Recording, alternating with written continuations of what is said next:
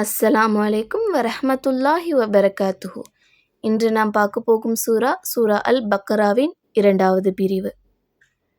இன்னும் மனிதர்கள் நாங்கள் அல்லாஹ்வின் மீதும் இறுதி தீர்ப்பு நாள் மீதும் ஈமான் நம்பிக்கை கொள்கிறோம் என்று கூறுவோரும் இருக்கின்றனர். ஆனால் உண்மையில் அவர்கள் நம்பிக்கை கொண்டோர் அல்லர். இவ்வாறு கூறி அவர்கள் அல்லாஹ்வையும் ஈமான் இறை நம்பிக்கை கொண்டோரையும் ஏமாற்ற நினைக்கிறார்கள். ஆனால் அவர்கள் உண்மையில் தம்மை தாமே ஏமாற்றிக் கொள்கிறார்களே தவிர வேறில்லை. எனினும் அவர்கள் இதை உணர்ந்து கொள்ளவில்லை. அவர்களுடைய இதயங்களில் ஒரு நோய் உள்ளது. அல்லாஹ் அந்த நோயை அவர்களுக்கு இன்னும் அதிகமாக்கிவிட்டான். மேலும் அவர்கள் பொய் சொல்லும் காரணத்தினால் அவர்களுக்கு துன்புறுத்தும் வேதனையும் உண்டு. பூமியில் குழப்பத்தை உண்டாக்காதீர்கள் என்று அவர்களிடம் சொல்லப்பட்டால் நிச்சயமாக நாங்கள்தாம் சமாதானவாதிகள் என்று அவர்கள் சொல்கிறார்கள். நிச்சயமாக அவர்கள்தாம் குழப்பம் உண்டாக்குபவர்கள் அன்றே. ஆனால் அவர்கள் இதை உணர்கிறவர்களும் இல்லை.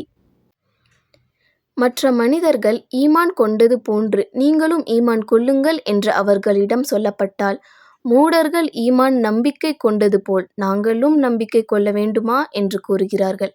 அப்படியல்ல, நிச்சயமாக இப்படி கூறுபவர்களே மூடர்கள். ஆயினும் தம் மடைமையை இவர்கள் அறிவதில்லை. இன்னும் இந்த போலி விசுவாசிகள் ஈமான் கொண்டிருப்போரை சந்திக்கும் போது நாங்கள் ஈமான் கொண்டிருக்கிறோம் என்று கூறுகிறார்கள். ஆனால் அவர்கள் தங்கள் தலைவர்களாகிய ஷைத்தான்களுடன் தனித்திருக்கும் போது நிச்சயமாக நாங்கள் உங்களுடன் தான் இருக்கிறோம், நிச்சயமாக நாங்கள் அவர்களை பரிகாசம் செய்பவர்களாகவே இருக்கிறோம் என்று கூறுகிறார்கள். அல்லாஹ் இவர்களை பரிகசிக்கிறான். இன்னும் இவர்களின் வழிகேட்டிலேயே தட்டழியும்படி விட்டுவிடுகிறான். இவர்கள்தாம் நேர்வழிக்கு பதிலாக தவறான வழியில் கொள்முதல் செய்து கொண்டவர்கள். இவர்களுக்கு இந்த வியாபாரம் லாபம் தராது. மேலும் இவர்கள் நேர்வழி பெறுபவர்களும் அல்லர். இத்தகையோருக்கு ஒரு உதாரணம் நெருப்பை மூட்டி ஒருவரின் உதாரணத்தை போன்றது. அந்த நெருப்பானது அவனை சுற்றிலும் ஒளி வீசிய போது அல்லாஹ் அவர்களுடைய ஒளியை பறித்து விட்டான். இன்னும் பார்க்க முடியாத கார் இருளில் அவர்களை விட்டுவிட்டான்.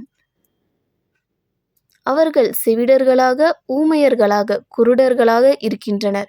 எனவே அவர்கள் நேரான வழியில் பக்கம் மீள மாட்டார்கள். அல்லது இன்னும் ஒரு உதாரணம், கார் இருளும் இடியும் மின்னலும் கொண்டு வானத்திலிருந்து கடுமழை கொட்டும் மேகம். மரணத்திற்கு அஞ்சி இடியோசையினால் தங்கள் விரல்களை தம் காதுகளில் வைத்து கொள்கிறார்கள். ஆனால் அல்லாஹ் எப்போதும் இந்த காஃபிர்களை சூழ்ந்தவனாகவே இருக்கின்றான். அம்மின்னல் அவர்களின் பார்வைகளை பறித்துவிட பார்க்கிறது. அம்மின்னலானது அவர்களுக்கு ஒளி தரும் போதெல்லாம் அவர்கள் அதன் துணையினால் நடக்கிறார்கள். அவர்களை இருள் சூழ்ந்து கொள்ளும் போது வழியறியாது நின்று விடுகிறார்கள். மேலும் மேலும் அல்லாஹ் நாடினால் அவர்களுடைய கேள்வி புலனையும் பார்வைகளையும் போக்கிவிடுவான். நிச்சயமாக அல்லாஹ் எல்லாவற்றின் மீதும் பேராற்றல் உடையவன். 3வது பிரிவை அடுத்த வீடியோவில் பார்க்கலாம். இந்த வீடியோ உங்களுக்கு பயனுள்ளதாக இருந்தால் சேனல் சப்ஸ்கிரைப் பண்ணுங்கள். அஸ்ஸலாமு அலைக்கும் வரஹ்மத்துல்லாஹி வபரகாத்துஹு.